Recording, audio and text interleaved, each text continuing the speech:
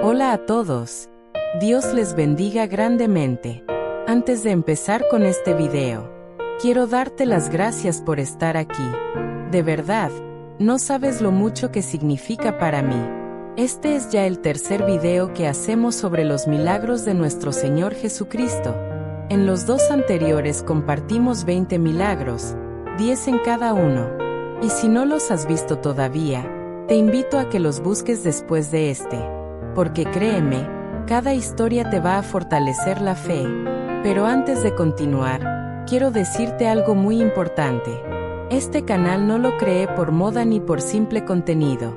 Lo hice porque soy cristiana, y porque mi vida entera le pertenece a Dios. Para mí, Él es lo primero, lo más importante. Y este canal es una forma de predicar, enseñar y compartir su palabra con amor y con verdad. Así que si estás aquí buscando algo más que entretenimiento, si quieres aprender, crecer en la fe, o simplemente recordar cuánto nos ama Dios, este canal también es para ti. Y si tienes algún testimonio, algo que Dios haya hecho contigo, con tu familia, con tu salud, con tu vida, te animo a que lo compartas en los comentarios. Nunca sabes a quién puedes bendecir con tus palabras. Y si hay algún tema bíblico que quisieras que desarrollemos aquí, escríbelo también. Con la ayuda del Señor, quiero seguir creando contenido que toque el corazón y que glorifique a Cristo. Así que si todavía no te has suscrito, te invito a hacerlo ahora. Activa la campanita para que no te pierdas ningún video. Y si puedes, comparte este contenido con alguien que lo necesite. Ahora sí, prepárate para seguir conociendo el poder, la compasión y la gloria de nuestro Salvador. Hoy veremos más milagros de Jesús, narrados con amor, guiados por la palabra, y llenos del Espíritu de Dios. Después de la transfiguración, en el monte, Jesús desciende, con Pedro, Jacobo y Juan. Al llegar, al resto de los discípulos, encuentran una gran multitud, discutiendo con ellos. Cuando Jesús llega, un hombre se arrodilla delante de él, y le ruega: Señor, ten misericordia de mi hijo, que es lunático, y padece muchísimo, porque muchas veces cae en el fuego, y muchas en el agua. Lo traje a tus discípulos, pero no pudieron sanarlo. Maestro, traje a ti a mi hijo, que tiene un espíritu mudo, y donde quiera que le toma, le sacude, echa espumarajos, cruje los dientes, y se va secando. Jesús responde, con tristeza por la falta de fe: oh generación incrédula y perversa, ¿hasta cuándo he de estar con vosotros? ¿Hasta cuándo os he de soportar? Traédmelo. Cuando el muchacho es traído, el espíritu maligno lo sacude violentamente, cae al suelo, y se revuelca, echando espuma. Jesús pregunta al padre: ¿cuánto tiempo hace que le sucede eso? Y él responde: desde niño, y muchas veces le echa en el fuego, y en el agua, para matarle. Pero si puedes hacer algo, ten misericordia de nosotros, y ayúdanos. Jesús le dice: si puedes creer, al que cree, todo le es posible. El padre exclama, con lágrimas: creo. Ayuda mi incredulidad. Jesús ve que la multitud se agolpa, y reprende al espíritu impuro: espíritu mudo y sordo, yo te mando, sal de él, y no entres más en él. El espíritu da un grito, sacude violentamente al muchacho, y sale. El joven queda, como muerto, y muchos dicen: ha muerto. Pero Jesús lo toma de la mano, lo levanta, y el muchacho queda completamente sano. Después, en privado, los discípulos preguntan: ¿por qué no pudieron expulsarlo? Jesús responde: por vuestra poca fe. Pero este género no sale sino con oración y ayuno. Jesús y sus discípulos descendieron del monte y viajaron hacia Capernaum. Al llegar, los recaudadores del impuesto del templo, el didracma o medio siclo, que se pagaba anualmente para el mantenimiento del templo en Jerusalén, se acercaron a Pedro y le preguntaron: ¿tu maestro no paga el impuesto del templo? Pedro, respondiendo con seguridad, pero con cierta reserva. Sí, lo paga. Pedro fue a casa, posiblemente confundido o preocupado por la situación. Pero antes de que dijera algo, Jesús, conociendo ya el tema, lo anticipó y le preguntó: ¿Qué te parece, Simón? ¿De quiénes cobran los reyes de la tierra tributos o impuestos? ¿De sus hijos o de los extraños? Pedro responde con convicción moderada: de los extraños. Entonces Jesús le dijo, Jesús, reflexivo, con tono revelador: así que, los hijos están exentos. Pero, para no ofenderlos, ve al mar, echa el anzuelo, toma el primer pez que salga, y al abrirle la boca, hallarás una moneda. Tómala, y dásela, por mí, y por ti. Pedro obedeció, y fue al mar. Al lanzar su anzuelo, atrapó un pez, y tal como Jesús lo había dicho, al abrirle la boca, encontró una moneda de plata, un istate, lo justo para pagar el impuesto por ambos. Este milagro no solo demuestra el conocimiento sobrenatural de Jesús y su dominio sobre la creación, sino también su humildad. Aunque como hijo de Dios, no estaba obligado a pagar el impuesto, lo hizo para no ser causa de tropiezo. Además, el milagro resalta la providencia divina. Dios puede suplir, incluso de formas extraordinarias. Mientras Jesús caminaba con sus discípulos, vieron a un hombre que había nacido ciego.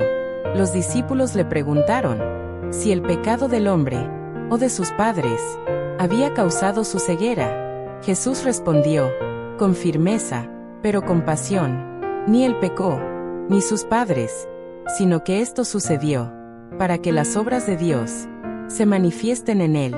Jesús hizo algo muy particular. Escupió en tierra, y con la saliva hizo barro. Aplicó ese barro sobre los ojos del hombre ciego, y luego le dijo: ve, y lávate en el estanque de Siloé. El hombre fue, se lavó, y volvió viendo. Fue completamente sanado. Los vecinos y quienes lo conocían comenzaron a debatir: ¿es él el que estaba ciego? ¿Se le parece? ¿Es él? Pero el hombre decía: yo soy. Contó lo que Jesús hizo, pero no sabía exactamente quién era él. Cuando los fariseos se enteraron, investigaron el caso. No les gustó que Jesús hiciera esto en sábado. Decían que violaba la ley. Algunos afirmaban: ese hombre no viene de Dios. Otros decían: ¿cómo puede un pecador hacer semejante milagro? Interrogaron al ciego una y otra vez. Incluso llamaron a sus padres para confirmar que había nacido ciego. Los padres dijeron: sabemos que es nuestro hijo y que nació ciego, pero como ve ahora, no lo sabemos. Pregúntenle a él. Ya es mayor. Finalmente, el hombre dijo con valentía: una cosa sé, que habiendo yo sido ciego, ahora veo. Y añadió: desde el principio del mundo, no se ha oído decir que alguien abriera los ojos a uno que nació ciego. Si éste no viniera de Dios, nada podría hacer. Los fariseos lo expulsaron de la sinagoga. Jesús se enteró de que lo habían expulsado. Lo buscó y le preguntó: ¿crees tú en el Hijo de Dios?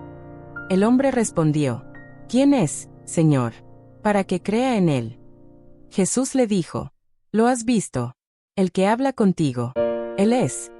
Entonces el hombre dijo: creo, Señor. Y lo adoró. No todo sufrimiento es consecuencia del pecado. Jesús tiene poder para sanar, incluso las condiciones. Desde el nacimiento, la fe y la obediencia, al ir a lavarse, traen transformación. Y sobre todo, Jesús busca y se revela a quienes creen en él, incluso si han sido rechazados por otros. Lázaro vivía en Betania y era hermano de Marta y María. Un día, las hermanas mandaron a decirle a Jesús que Lázaro, a quien él amaba, estaba enfermo. Jesús escuchó la noticia y dijo que esa enfermedad no era para muerte, sino para que la gloria de Dios se manifestara a través de ella. A pesar del amor que tenía por esa familia, Jesús se quedó 2 días más, donde estaba, antes de decidir ir a Judea. Cuando por fin les dijo a sus discípulos que iría, ellos le advirtieron que los judíos querían apedrearlo. Pero Jesús les habló con claridad. Lázaro ya no dormía, había muerto, y aún así, él iba para despertar a su amigo. Cuando Jesús llegó a Betania, Lázaro ya llevaba 4 días, en la tumba. Marta salió al encuentro de Jesús, y con el corazón dolido, le dijo, que si él hubiera estado ahí, su hermano no habría muerto. Pero aún así, creía que Dios podía hacer lo que Jesús pidiera. Jesús le aseguró, que su hermano resucitaría, y aunque ella pensó que se refería al futuro, Jesús le declaró una verdad profunda. Yo soy la resurrección y la vida. El que cree en mí, aunque esté muerto, vivirá. Marta creyó, y confesó su fe en Jesús, como el Hijo de Dios. Después, María también salió al encuentro de Jesús, y, al verlo, cayó a sus pies, llorando. Le dijo lo mismo que su hermana, que si él hubiera estado allí, su hermano estaría vivo. Jesús, profundamente conmovido, le preguntó dónde lo habían puesto, y al acercarse al sepulcro, Jesús lloró. Muchos lo vieron, y dijeron, miren cuánto lo amaba. Pero otros cuestionaron por qué no evitó su muerte. Jesús llegó frente a la tumba, una cueva, sellada con una gran piedra. Mandó quitar la piedra, pero Marta le recordó, que ya olía mal, pues habían pasado 4 días. Jesús le respondió, que si creía, vería la gloria de Dios. Entonces, levantó la mirada al cielo, y oró al Padre, y luego, con voz fuerte y llena de autoridad, gritó, Lázaro, ven fuera. Y Lázaro salió, atado de pies y manos, envuelto con vendas, el rostro cubierto con un sudario. Jesús dijo, desátenlo, y déjenlo ir. Este milagro fue mucho más que una sanidad. Fue una declaración viva del poder de Jesús sobre la muerte, un anticipo de lo que él mismo haría días después, un testimonio de su divinidad, de su amor, y de que, en él, la vida siempre tiene la última palabra. Mientras Jesús iba camino a Jerusalén, pasaba entre Samaria y Galilea. Al entrar en una aldea, salieron a su encuentro 10 hombres que tenían lepra. Por causa de la enfermedad, se mantenían a distancia. La ley los consideraba impuros, y vivían apartados, sin poder tocar a nadie. Desde lejos, alzaron la voz, y clamaron con esperanza, Jesús, ten misericordia de nosotros. Jesús los vio, y les dijo simplemente, que fueran, y se mostraran a los sacerdotes. Era lo que indicaba la ley de Moisés, que un sacerdote debía confirmar que alguien había sido sanado de lepra. Y mientras iban de camino, algo increíble sucedió. Fueron sanados. La lepra desapareció, sin que Jesús los tocara, sin que recibieran ninguna otra indicación. Fueron sanados, en el acto de obedecer. Uno de ellos, al verse sano, regresó.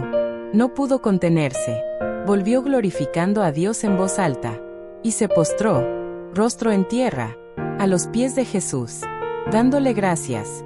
Y ese hombre era samaritano, era alguien que, según los judíos, no tenía lugar entre los suyos, y sin embargo, fue el único que volvió. Jesús, al verlo, se detuvo, y se preguntó en voz alta, ¿no fueron 10 los que quedaron limpios? ¿Dónde están los otros 9?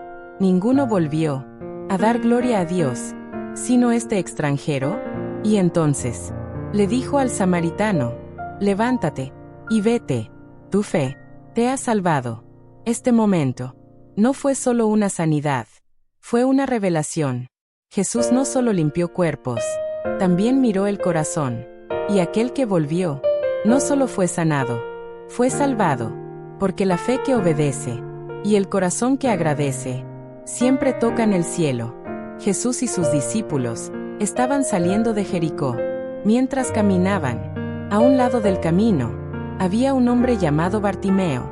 Era ciego de nacimiento, y como cada día, Estaba sentado, pidiendo limosna. Pero aquel día, no era uno cualquiera. Bartimeo había oído que Jesús de Nazaret, el que sanaba a los enfermos, el que abría ojos y tocaba corazones, iba pasando por allí, y cuando lo escuchó cerca, no lo dudó, comenzó a gritar con fuerza, pidiendo misericordia. Muchos intentaron hacerlo callar, le decían que guardara silencio, que no molestara, pero él gritó aún más fuerte, con todo su corazón, y en medio de la multitud, Jesús se detuvo y mandó a llamarlo. Los discípulos fueron a buscarlo, y al oír que Jesús lo llamaba, Bartimeo no esperó un segundo. Dejó su manto, su única posesión, aquello que lo cubría, y que representaba su sustento, y se levantó, rápido, y fue hacia Jesús. Allí, frente a él, no hubo vacilación, solo fe, y en ese encuentro, Bartimeo expresó lo que tanto anhelaba: ver. Y fue así, que en un instante, Jesús lo sanó, y sus ojos se abrieron. Ya no estaba ciego, ya no tenía que quedarse al borde del camino. Ahora, podía seguir a Jesús. Y eso hizo, lo siguió, con la vista restaurada, y con el corazón aún más transformado. Este milagro nos recuerda que la fe no teme al rechazo, que el clamor sincero siempre detiene a Jesús, y que cuando Él nos llama, dejamos atrás lo viejo, para caminar hacia una vida nueva. Durante su ministerio, Jesús iba de camino a Jerusalén con sus discípulos, y en el trayecto, ocurrió algo que, a simple vista, parecía pequeño, pero en realidad, fue profundamente simbólico. Jesús tuvo hambre, y al ver una higuera a lo lejos, se acercó con la esperanza de encontrar algo, quizá no higos maduros, porque no era la temporada, pero tal vez, algunas señales, algo que indicara fruto. Sin embargo, al llegar, la higuera solo tenía hojas. No había nada, ningún fruto. Entonces, Jesús pronunció unas palabras, que sus discípulos escucharon con atención: que nunca más brotara fruto de ella. Y al día siguiente, cuando pasaron nuevamente por el mismo lugar, la higuera se había secado desde la raíz. No fue solo un acto extraño, fue una enseñanza viva, porque esa higuera representaba mucho más. Tenía hojas, tenía apariencia, pero no daba fruto. Así también es una vida, llena de rituales, pero vacía de fe verdadera. Jesús usó ese momento para enseñarles algo aún más profundo. Les habló sobre la fe, sobre una fe que no es solo palabras, sino una fe que actúa, que transforma, y que da fruto. Los discípulos se asombraron, pero Jesús les mostró que con verdadera fe y oración sincera, ellos también podrían ver lo imposible hecho realidad. Un árbol sin fruto no alimenta a nadie. Una fe sin obras no transforma el corazón. Este milagro silencioso fue una advertencia, y también una invitación a vivir con raíces profundas, a crecer en lo invisible, y a dar fruto. De verdad, era de noche, la última que Jesús pasaría en libertad. Después de compartir la cena con sus discípulos, se retiró con ellos al huerto de Getsemaní, un lugar apartado, silencioso, para orar. Sabía lo que venía, y aún así, no huyó. Se quedó, orando, mientras sus discípulos luchaban por mantenerse despiertos. Pero entonces, el momento llegó. Judas, uno de los suyos, entró al huerto, acompañado por un grupo de soldados y oficiales del sumo sacerdote. Venían armados, y con intención de arrestar a Jesús. Judas lo identificó con un beso, una señal acordada, una traición, envuelta en un gesto de aparente afecto. En medio del caos, uno de los discípulos de Jesús reaccionó impulsivamente, sacó una espada, y en un intento de defenderlo, hirió a uno de los hombres. La oreja derecha del siervo del sumo sacerdote cayó herida. Su nombre era Malco, pero en ese instante, Jesús, aun sabiendo que estaba a punto de ser entregado, no permitió la violencia. La detuvo, con firmeza, con autoridad. y se acercó al herido, sin temor, ni enojo. Lo tocó, y la oreja fue restaurada, como si nunca hubiera sido cortada, sin herida, sin sangre, sin dolor. En medio de la oscuridad, del miedo y de la traición, Jesús volvió a mostrar quién era: compasivo, poderoso, sanador, hasta para quienes venían en su contra. Ese acto, aunque breve, fue una declaración.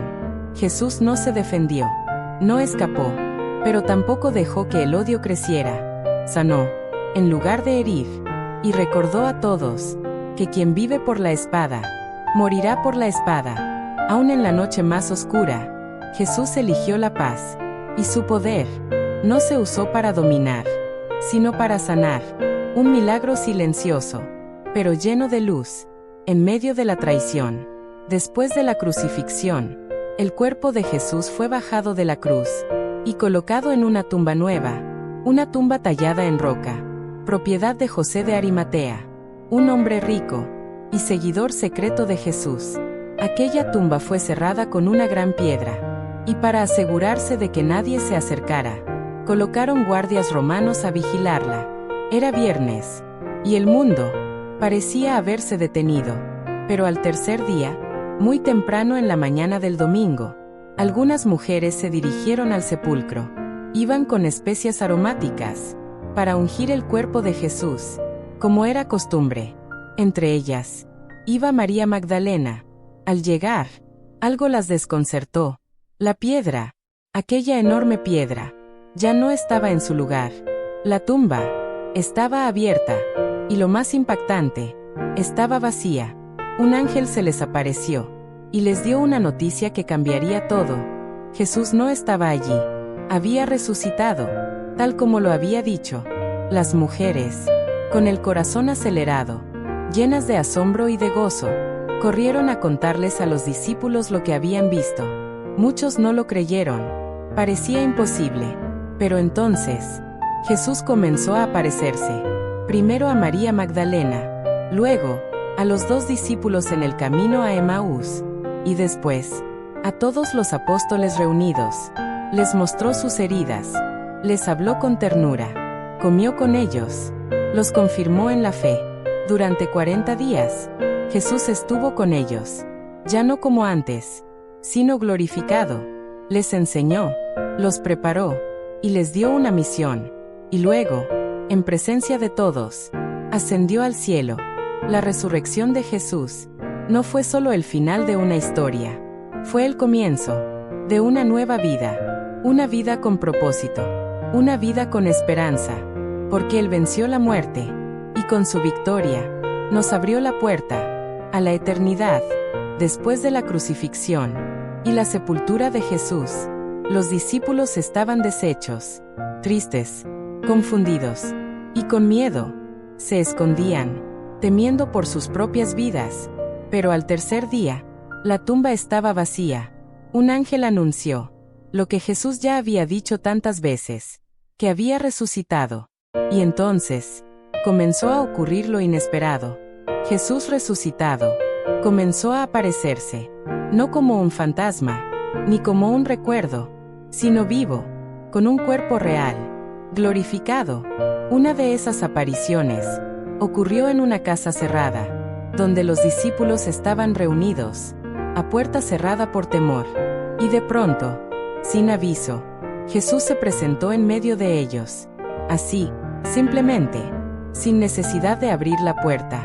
La sorpresa fue tan grande, que algunos pensaron que era un espíritu, pero Él les mostró sus manos y su costado. Las marcas seguían allí, y luego comió con ellos, no para saciar hambre, sino para que vieran que era real, que estaba vivo, de verdad. Y en ese momento, les recordó todo lo que ya había anunciado, que las Escrituras se habían cumplido, que la muerte no fue el final, sino el comienzo de algo mucho más grande. Les encomendó una misión: llevar ese mensaje al mundo entero, y les prometió que no estarían solos. El Espíritu Santo vendría para fortalecerlos. Pero uno no estaba allí: Tomás.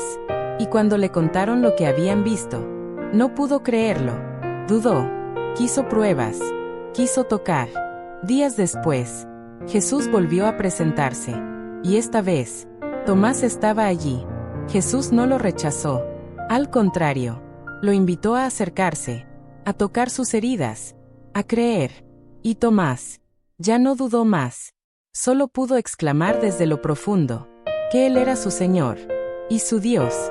Esta aparición no fue solo una confirmación, fue el momento en que el miedo se transformó en fe, donde la duda se convirtió en testimonio.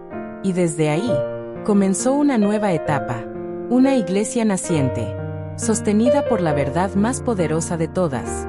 Jesús venció la muerte y vive.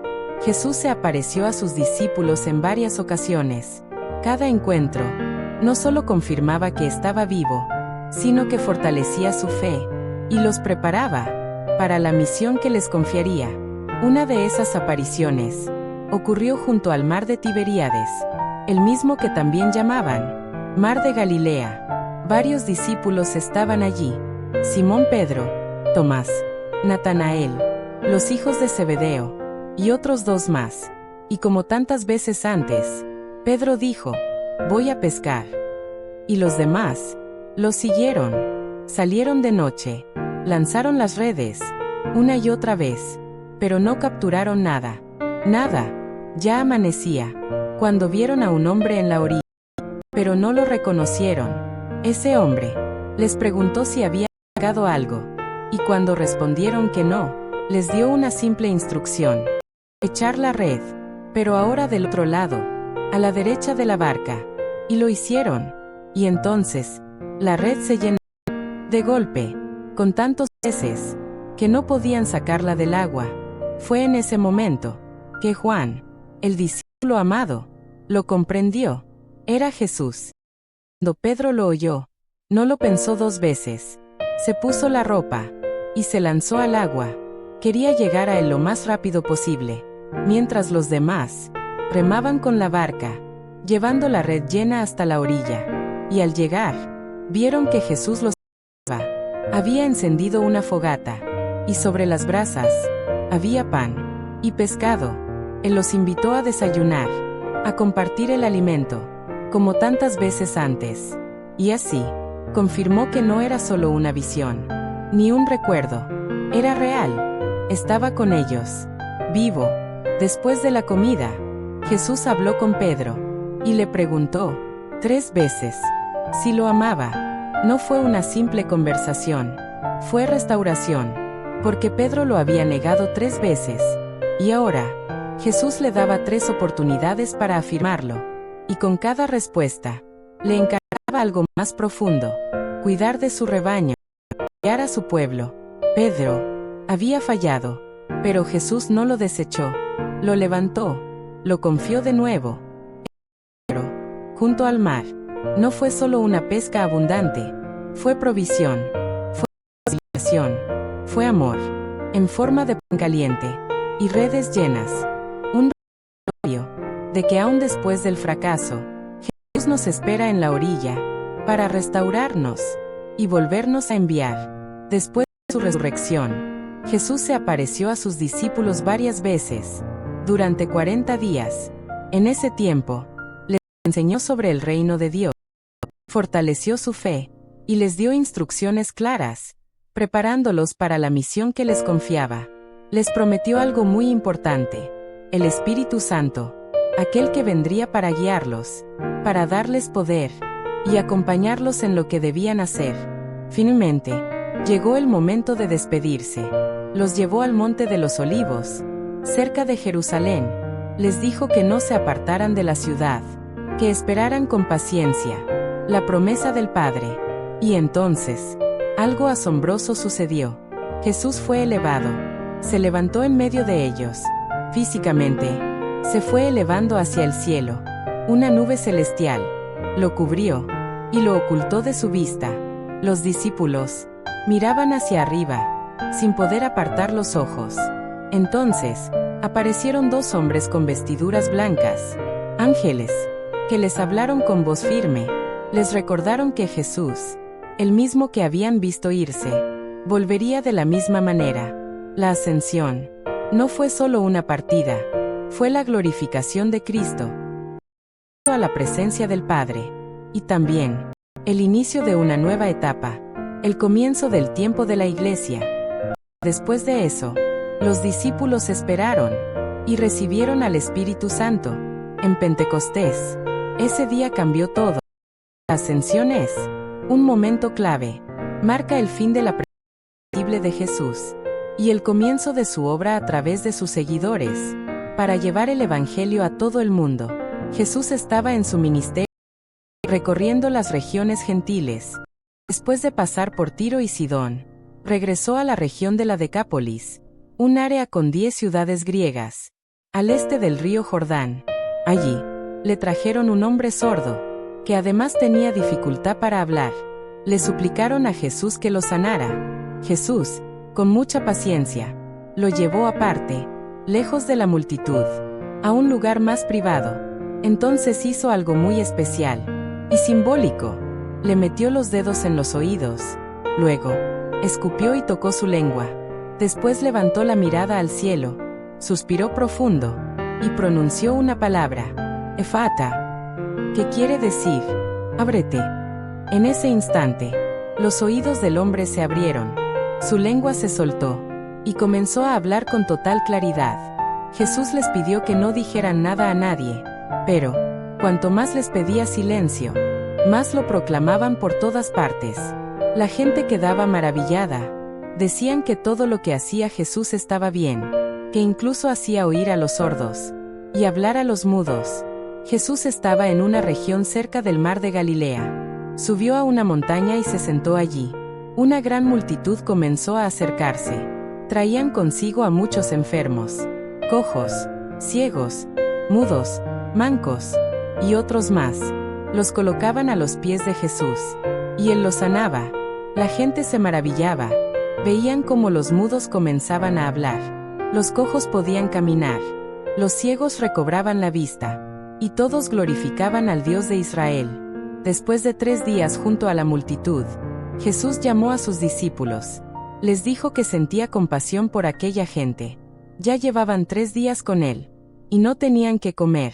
No quería despedirlos con hambre, porque temía que se desmayaran en el camino. Los discípulos estaban preocupados. No sabían cómo podrían alimentar a tanta gente, sobre todo en un lugar tan apartado. Jesús les preguntó, ¿cuántos panes tienen?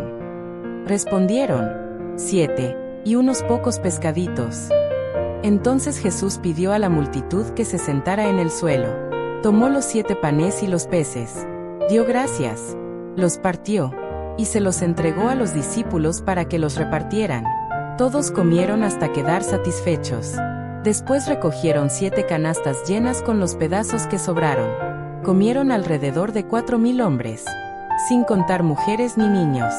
Luego, Jesús despidió a la multitud, subió a una barca, y se fue a la región de Magadán. Jesús llegó a Betsaida, una pequeña aldea pesquera cerca del mar de Galilea, que era conocida como la casa de pesca. Allí, algunas personas llegaron con un hombre que había nacido ciego, y le rogaron a Jesús que lo tocara, mostrando una fe colectiva que a veces se da cuando otros creen por quienes sufren. Jesús, con compasión, tomó la mano del ciego y lo sacó fuera de la aldea, buscando un lugar más tranquilo, donde pudiera sanar sin la distracción o el espectáculo de la multitud. Entonces, Jesús escupió en sus ojos, una práctica medicinal y simbólica de esa época, y puso sus manos sobre él. Le preguntó si veía algo. Y el hombre, mirando, dijo que veía a las personas, pero que las veía como árboles que se movían. Su visión había mejorado, pero aún no con claridad. Jesús volvió a poner sus manos sobre sus ojos, y esta vez el hombre pudo ver claramente, incluso de lejos. Este milagro nos recuerda que a veces la sanación o la comprensión espiritual llega en etapas, primero algo borroso, luego claro, y que la paciencia es parte fundamental del proceso. Antes de enviarlo a casa, Jesús le pidió que no entrara en la aldea, ni contara a nadie lo que había sucedido, quizá para evitar la incredulidad o para proteger la intimidad del milagro. también reflejando ese secreto mesiánico que Jesús cuidaba. Esta historia nos enseña que la fe puede ser comunitaria, que Jesús guía personalmente a cada uno, y que la restauración completa es posible cuando persistimos en Él.